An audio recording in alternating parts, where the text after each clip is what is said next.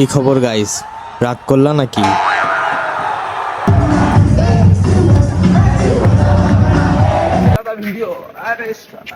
রোনালদোকে নিয়ে খেলা দেখতে যাচ্ছি, সাথে আর্জেন্টিনা কই গেল?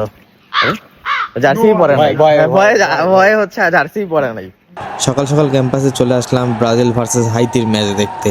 আমি ক্যাম্পাসে পৌঁছানোর আগেই 2টা গোল, ঢুকতেই দেখি আর একটা।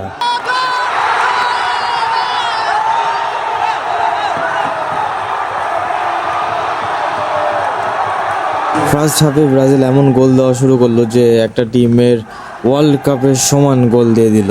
কিন্তু আজকে একটা জিনিস খেয়াল করলাম, প্যান্ডেল বন্ধুরা এত কম কেন?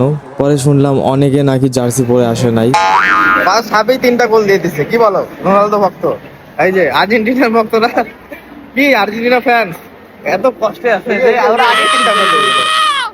আর আমার পরিচিত কয়েকজন প্যান্ডেল বন্ধুও ফার্স্ট হাফ দেখেই ক্যাম্পাস থেকে গায়েব। তারা কিন্তু খুব আশা করেছিল হাইতি অন্তত একটা গোল দিক, কিন্তু সেই আশাটা আর পূরণ হলো না। পরে মনে হয় বুঝতে পারছে ব্রাজিল যখন জেগে ওঠে তখন আর কিছু বলার থাকে না, সাইড হয়ে দাঁড়িয়ে দেখা ছাড়া। তবে সবচেয়ে মজার ছিল উইনিং মোমেন্ট। আর্জেন্টিনা যেদিন জিতেছিল সেদিনও এত সেলিব্রেশন দেখি নাই। আজকে সবাই একসাথে লাফালাফি, চিৎকার, ডান্স, পুরো ক্যাম্পাস ভাইব।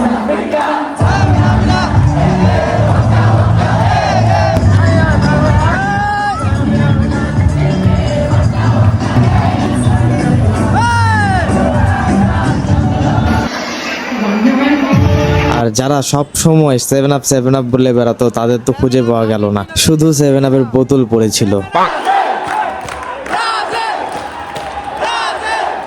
পুরো ক্যাম্পাসে একদল গ্রুপ আছে যারা প্যান্ডেলে কাপড় দিয়ে জার্সি বানায়। তাদেরকে পুরো ক্যাম্পাস খুঁজেও আমি পাচ্ছি না। তো প্যান্ডেল বাহিনীর কাউকেই খুঁজে পাচ্ছি না। মনে হয় ম্যাচ শেষ হওয়ার আগেই সবাই গবেষণায় নেমে গেছে, how to delete old comments about Brazil. আমার বুকের মধ্যেও এতগুলো স্টার, খালি বুঝতেছি না। বুকে স্টার, ক্যাপে স্টার, কি কয়টা? 1 2 3 4 5, 5টা স্টার। তোমাদের কয়টা স্টার? তোমাদের স্টার কোথায়? তোমাদের স্টার কোথায়? আসবে এবার আসবে এবার। যাই হোক বন্ধুরা, আজকে ব্রাজিল ফ্যানদের দিন ছিল।